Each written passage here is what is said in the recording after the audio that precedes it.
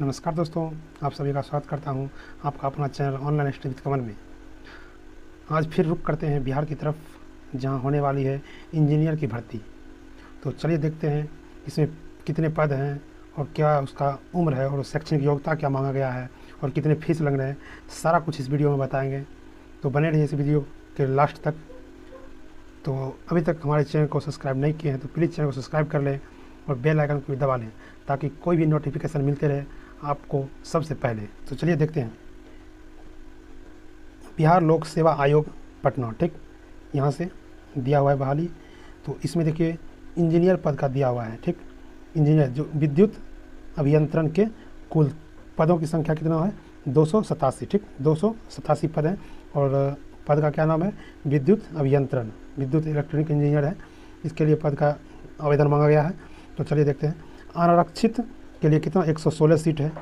और आर्थिक रूप से कमज़ोर वर्ग के लिए जो है कितना है, 29 सीट है। और अनुसूचित जाति के लिए 45 सीट है। अनुसूचित जनजाति के लिए 3 है। और अत्यंत पिछड़ा वर्ग के लिए 50 है। पिछड़ा वर्ग के लिए 35 है। पिछड़े वर्ग के महिलाओं के लिए 9 सीट है, ठीक। टोटल जो है आपका 287 सीट है।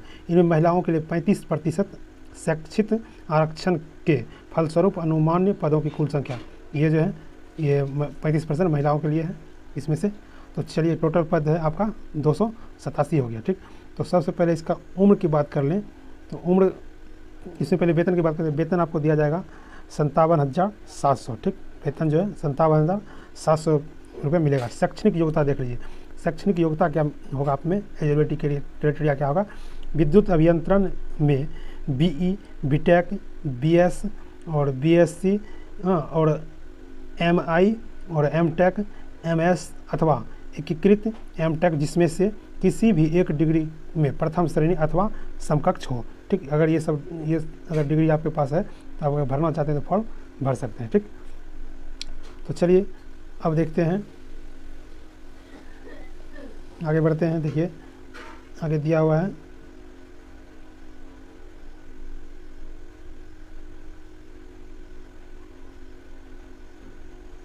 आरक्षण की बात करते हैं। ऑनलाइन आवेदन पत्र में इंगित कॉलम में आरक्षण का दावा नहीं करने का, आरक्षण का लाभ नहीं मिलेगा, ठीक।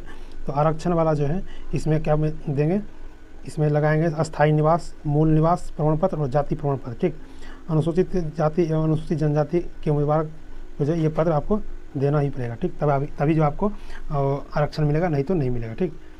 तो अब बात कर लेते हैं।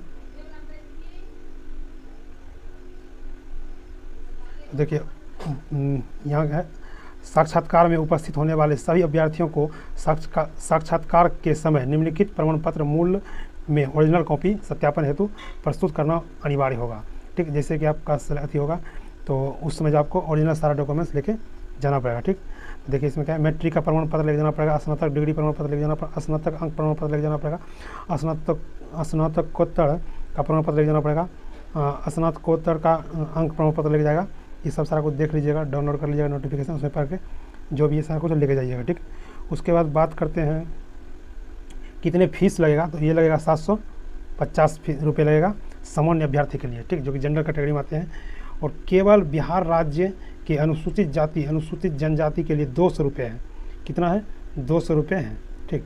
इसका हम जानते हैं इसका थोड़ा सा ज़्यादा रुपये लग रहा है। और आरक्षित इसका अनुसूचित जाति को और अनुसूचित जनजाति को जो है SC ST को कितना लग रहा है, 200 रुपये है। उसके मुताबिक बहुत कम है, ठीक। तो देख लीजिए।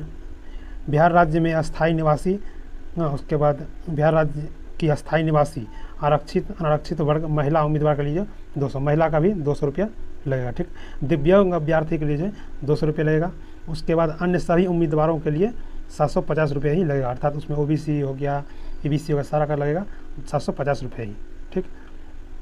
उसके बाद देखिए डेट कब से रखा गया है, रजिस्ट्रेशन पंजीकरण का डेट आपका 13 जुलाई से 30/7/2020 तक आप रजिस्ट्रेशन कर सकते हैं, ठीक। 13 जुलाई और से 30 जुलाई तक आप रजिस्ट्रेशन कर सकते हैं। और उसके बाद ऑनलाइन के माध्यम से शुल्क भुगतान करने की अंतिम तिथि जो है, आप वेतन रुपये कब तक कटा सकते हैं 7 अगस्त 2020 तक, ठीक। 7 अगस्त 2020 तक कटा सकते हैं, ठीक। उसका ऑनलाइन आवेदन भरने का अंतिम तिथि है 14 अगस्त 2020 है, ठीक। 14 अगस्त 2020 है। आयोग कार्यालय में स्पीड पोस्ट निबंधित डाक से आवेदन की हार्ड कॉपी एवं सही प्रमाण पत्र होने की अंतिम तिथि है 24 अगस्त के अपराह्न 5 बजे तक। ठीक है, ये स्पीड पोस्ट भी कर सकते हैं, ऑफलाइन भी आप कर सकते हैं। जिस तिथि को रजिस्ट्रेशन किया है उसके अगले तिथि को पूर्वाह्न 11 बजे के बाद परीक्षा शुल्क का ऑनलाइन भुगतान करने के लिए आवेदन को लिंक उपलब्ध किया जाएगा। तो मतलब जिस दिन आप रजिस्ट्रेशन कीजिएगा उसके 11 बजे के बाद जो है आपको ऑनलाइन आवेदन करने का जो है भुगतान करने के लिए आवेदन का लिंक उपलब्ध होगा। ठीक, रजिस्ट्रेशन करने के बाद। ठीक, जिस तिथि को भुगतान किया है उसकी अगली तिथि को पूर्वाह्न 11 बजे के बाद आवेदन को ऑनलाइन एप्लीकेशन फॉर्म के लिए लिंक उपलब्ध होगा। जिस दिन आप रजिस्ट्रेशन कीजिएगा उसका 11 बजे के बाद जो आपको ऑनलाइन भुगतान करने का जो है लिंक एक्टिवेट होगा, और उसके बाद जिस दिन आप ऑनलाइन पे कर दीजिएगा उसके बाद जो है आपको अगली तिथि को 11 बजे के बाद ऑनलाइन एप्लीकेशन भरने का जो है फॉर्म एक्टिवेट हो जाएगा। ठीक, उसके बाद देखिए इसमें और आगे इसमें सारा कुछ बताया गया है। इसमें ऑनलाइन आवेदन करने के समय क्या क्या चीज़ लगेगा तो आप देख लीजिएगा, नोटिफिकेशन पढ़ लीजिएगा। उम्मीदवार डैशबोर्ड अंकित नाम ये सब सारा कुछ दिया हुआ है। इसमें और जो इसमें करेंगे इसमें क्या क्या संलग्न करना पड़ेगा, मैट्रिक का प्रमाण पत्र, स्नातक डिग्री प्रमाण पत्र, ये सारा कुछ जो कि ये जो है ऑनलाइन आवेदन कर भरते समय उपलब्ध है। ठीक ना। अंतिम रूप से भरे गए ऑनलाइन आवेदन को डैशबोर्ड से डाउनलोड कर हार्ड कॉपी को निर्धारित स्थान पर नीले स्याही से हिंदी एवं अंग्रेजी में हस्ताक्षरित करते हुए उक्त हार्ड कॉपी के साथ निम्नलिखित सभी प्रमाण पत्र कागजात की प्रति केवल निबंधित डाक स्पीड पोस्ट के इस प्रकार भेजें कि वह 24 अगस्त के अपराह्न 5 बजे तक संयुक्त सचिव सह परीक्षा केंद्र और नियंत्रण बिहार लोक सेवा आयोग 15 जवाहरलाल नेहरू मार्ग, मतलब इस पते पे वह पहुंच जाए। ठीक है ना। जिसे आप ऑनलाइन कर दीजिएगा उसके बाद हार्ड कॉपी भी भेजना पड़ेगा। ठीक, ऑनलाइन करने के बाद हार्ड कॉपी भेजना पड़ेगा इस पते पे।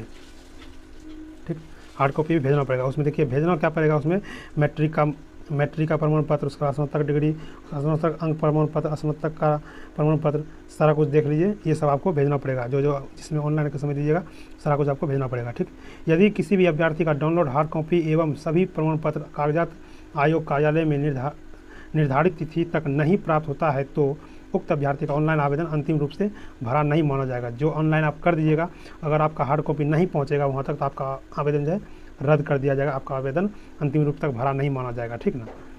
तो आप ऑनलाइन करके इसको भेजना भी पड़ेगा। ठीक, स्पीड पोस्ट के द्वारा। योग्यता संबंधी प्रमाण पत्र वही मान्य होंगे जिनका उल्लेख उम्मीदवार ने अपने मूल आवेदन पत्र में किया है। ठीक, इस विज्ञापन के लिए जिस लिफाफे में आवेदन पत्र भेज रहे हैं डैशबोर्ड से डाउनलोड हार्ड कॉपी के साथ संलग्न पता, पर्ची एवं प्रशेषक पर्ची के लिफाफे पर चिपकाएं। ठीक है, इस तरह कुछ आप कर लीजिएगा जिसमें भेजिएगा। ये नोटिफिकेशन आप अच्छे से पढ़ लीजिएगा, उसके बाद भर के आपको जो है जो पता दिया हुआ है यहाँ पे देखिए, यहाँ पे पता दिया हुआ है, आपको इस पर जो है भेजना पड़ेगा। ठीक, ऑनलाइन करने के बाद हार्ड कॉपी भी। तो ये था आज का नोटिफिकेशन। आशा करता हूँ कि ये खबर आपको अच्छा लगा होगा। अगर आप इसके लिए एलिजिबल हैं तो आप फॉर्म भर दीजिए, और मिलते हैं अगले वीडियो में कुछ नए अंदाज में। तब तक के लिए नमस्कार।